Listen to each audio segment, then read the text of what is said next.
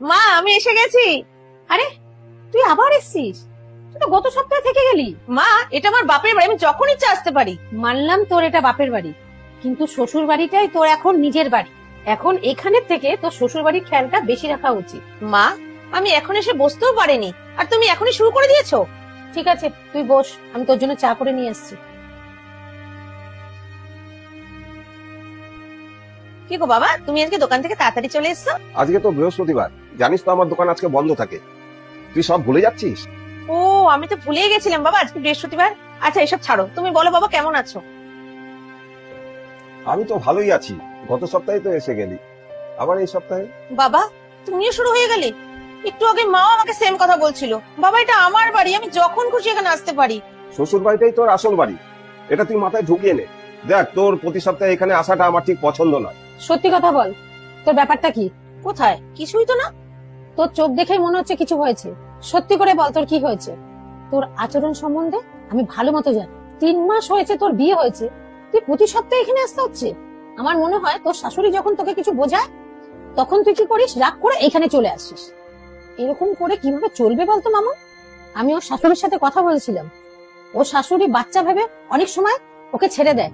আরে মা তুমি যেটা জানো না সেটা নিয়ে কেন বলছো? উনি সবকিছু তো খিচখিচ করে আমার সাথে। রান্নাঘরে ঢোকার আগে হাত ধুয়েছো কিনা, ঠাকুর ঘরে ঢোকার আগে জামা চেঞ্জ করেছো কিনা, কোনো আত্মীয় আসলে মন খুলে হাসা যাবে না, সব ব্যাপারে ওনার প্রবলেম। আর যখন লিমিট ক্রস হয়ে যায় তখনই আমি এখানে চলে আসি। মা দেখ তোকে একটা কথা বলি, যখন আমরা কৌটোতে কোনো জিনিস রাখি না, ওটাকে না ঠিক এরকম হেলে দিলে তারপরে রাখি। কারণ কি জানিস, যে জিনিসটা যেন ভালো মতো করে বসে।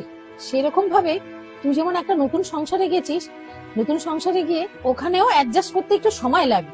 আর তুই যেটা বলছিস না যে তোর শাশুড়ি খিটখিট করে, আরে তোকে এটা বোঝায়, তোর ভালোর জন্যই বলে এটা। না হলে আজকালকার দিনে ছেলে মেয়েদের শিক্ষা দীক্ষা, তার জন্য বাবা মাকে কথা শুনতে হয়। আমি তো দেখছি আমার বেআইন অনেক ভালো, তোর এই ব্যবহারে আমাদের কোনো অভিযোগই করে না। আমি চাই তুই যখনই এখানে আসবি জামাইয়ের সাথে আসবি, এরকম ঝুটঝামেলা করে আসিস এটা আমার পছন্দ না। বাবা তুমি মাকে কিছু বোঝাও না, আমার জানা তাই আমাকে বলে যাচ্ছে না জেনে। দেখ, তোর মা ঠিকই বলছে, তুই আমাদের ভালোবাসার সুযোগ নিচ্ছিস। এইবার আমি তোর কোনো পক্ষ নিতে পারবো না।